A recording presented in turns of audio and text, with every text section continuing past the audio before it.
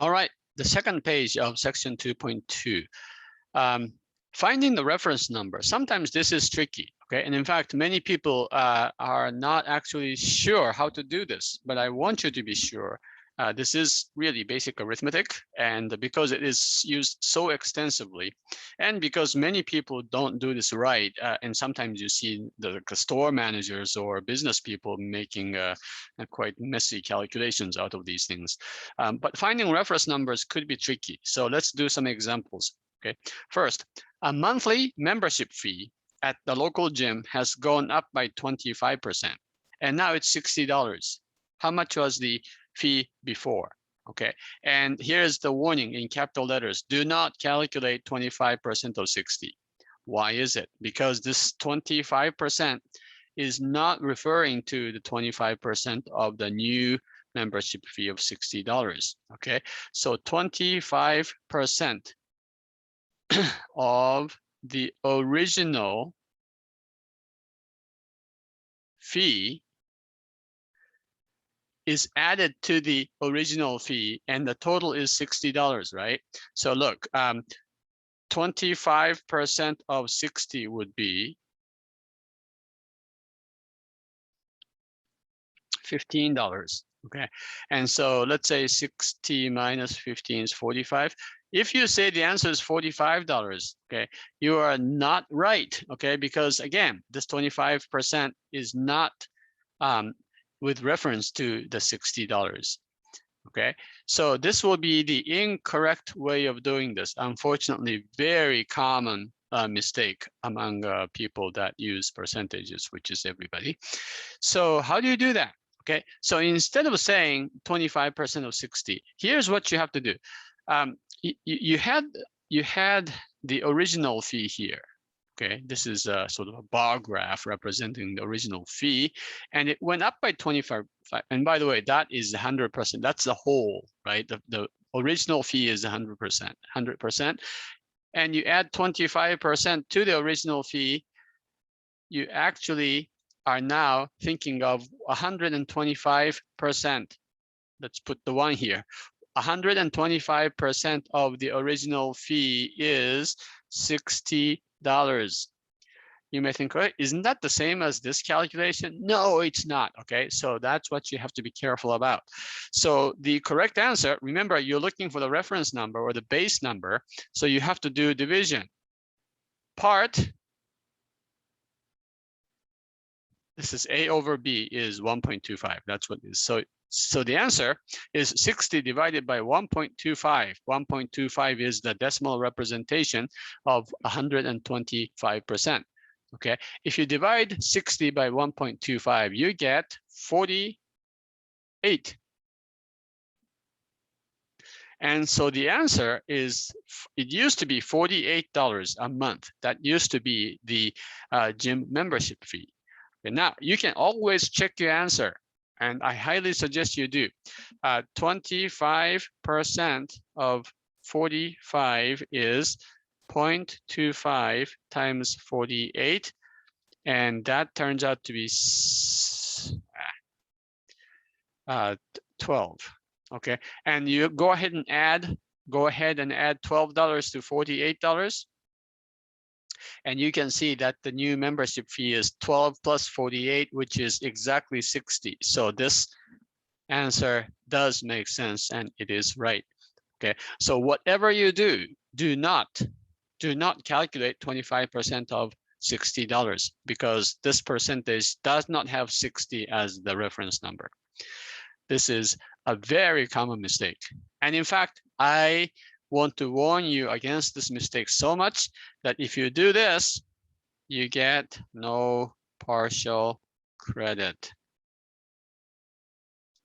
Okay, if it's a 5-point question on the test, you will miss all 5 points if you do this. That's a way for me to discourage you from making this mistake. All right, the next question. A motorcycle is now on sale at $6,300, $6,300, which is 30% off of the original price. How much was the original price? Okay, as before, do not calculate 30% of $6,300. That does not make any sense. It does not help you at all in this problem. Why? Because again, you have the original price, 30% off. We don't know what the original price is, but 30% off means you are paying 70% of the original price, right? So 70%, where did I get 70%? It's 100% minus 30%. If it's 30% off, you are paying 70% of the original price. And 70% of the original price is equal to $6,300. Remember, the reference number is missing, the base number is missing. So in that case, you do division. You do the part divided by the percentage written as a decimal number. 70% is written as 0.7. If you divide 6,300 by 0.7, you get 9,000. And indeed, $9,000 is the correct answer for this question. Let's check. First of all, $9,000 for a motorcycle, does it sound expensive? Well, if you are a motorcycle rider, you know that it's a pretty reasonable price. I mean, you certainly cannot buy a very expensive motorcycle for that, but you could probably buy a maybe a used motorcycle for $9,000. Okay, well, 30% of 9,000 is what? It's 0.3 times 9,000. And that's 2,700. Okay, so if you subtract 9,000 minus 2,700, this turns out to be 6,300, exactly the number given to us in the word problem. So this is the correct answer. Sometimes, another topic here, sometimes we talk about, or newspaper articles or news story talks about the percentages of percentages. For instance, what do we mean by this, by the way? The poverty rate of a city is often expressed in terms of a percentage, okay? Like what percent of people live under the poverty line? That's a question. The poverty rate of a city went from 20% to 30%, okay? From 20% to 30%.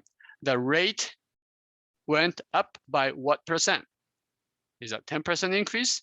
Well, this is tricky, right? Because in this case, the number is 20 and 30. So the absolute difference or the absolute change is 10%.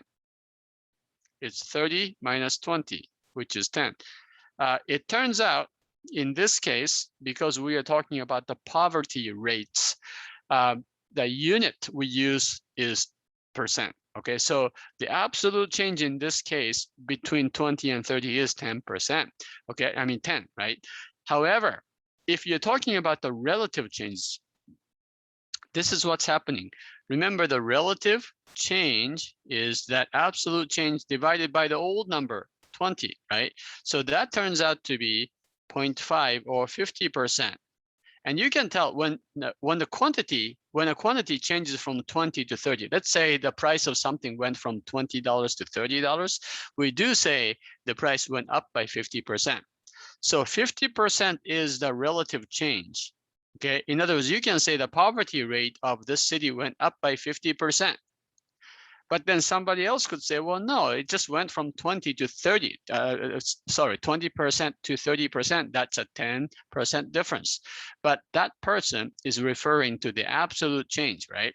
So because it is so confusing, because the percentage of percentages is so tricky, that when you talk about the absolute change in percentages, we call that 10 percentage points.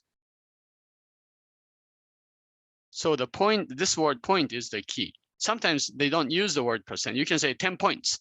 Okay, so you can say in this case, the poverty rate of the city went up by 10 points or 10 percentage points. Okay, that is correct. It is correct to say that.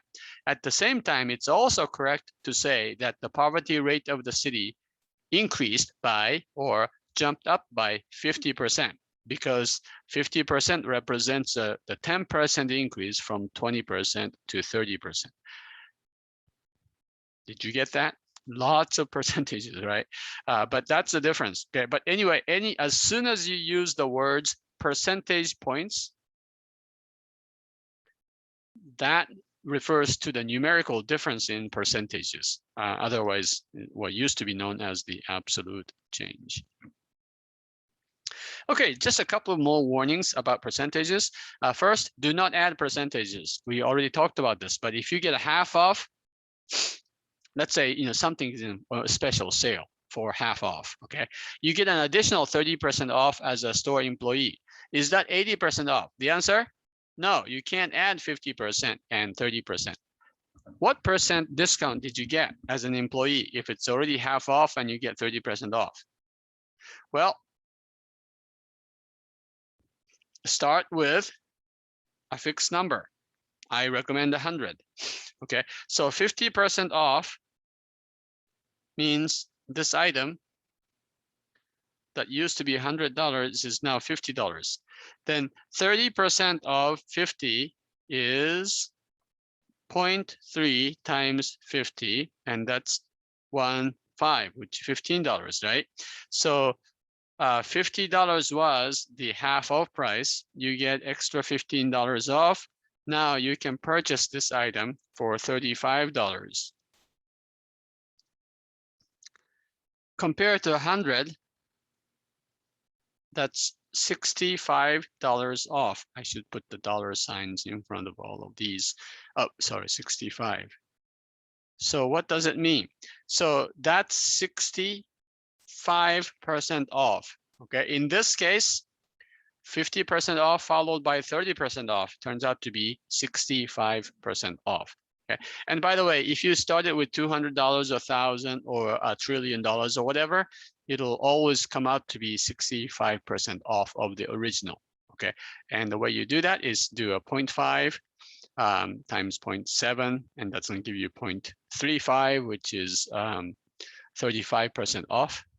So that means 35% of the original price is how much you're paying, and so that's how you can do this kind of questions. But it's easy to start to calculate this if you start with a simple number like 100.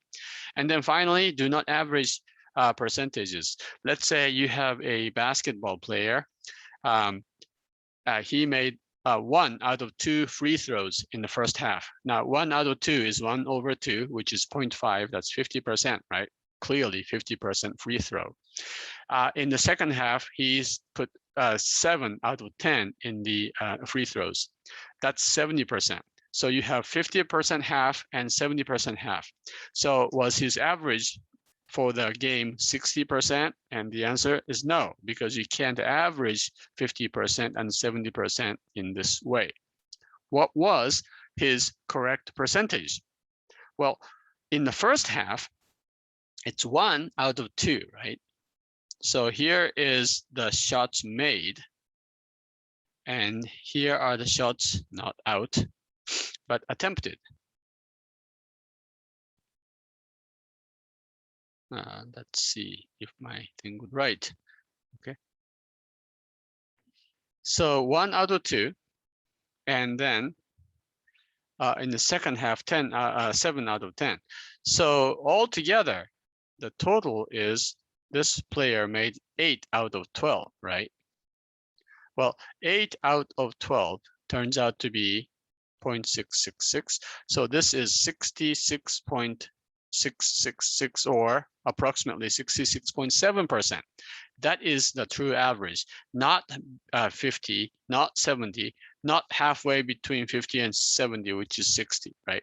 So again, you cannot average percentages, nor can you simply just add percentages when you calculate the overall percentage figures. All right, I hope this has been helpful. Now it is time for you to go on to quiz for section 2.2. I encourage you to work out all the calculations on this sheet of paper, page 3 of these notes, and then copy these answers on your online quiz. If you get anything wrong, you have 2 more tries, as you know. All right, so have a wonderful day, and I'll see you for section 2.3.